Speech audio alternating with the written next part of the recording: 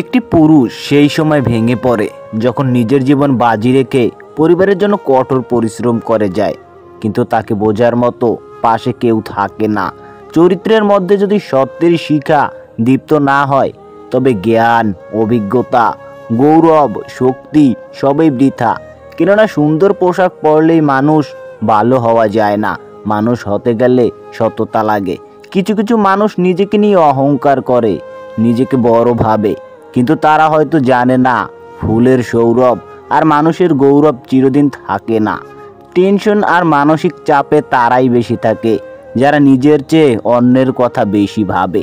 আর যারা তোমার থেকে মুখ ফিরিয়ে চলে যাচ্ছে, কাল তারাই তোমার কাছে ফিরে আসবে যদি তুমি তোমার জায়গাটা সঠিকভাবে ধরে রাখতে পারো।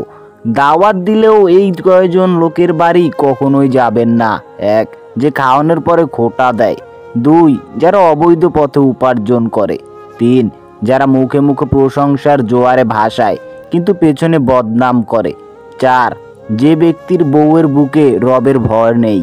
জীবনে দুই ধরনের মানুষ থেকে দূরে থাকবেন, ব্যস্ত মানুষ আর স্বার্থপর মানুষ। কারণ ব্যস্ত মানুষ নিজের ইচ্ছে মতো কথা বলবে, আর স্বার্থপর মানুষগুলো নিজের দরকারে তোমাদের সাথে কথা বলবে। কলম যতই দামি হোক না কেন, ভিতরে কালি না থাকলে তা যেমন মূল্যহীন, ঠিক তেমনি যতই শিক্ষিত হোক, মনুষ্যত্ব না থাকলে সে শিক্ষা মূল্যহীন। উপদেশ শুধু কান দিয়ে নয়, মন দিয়েও শুনতে হয়।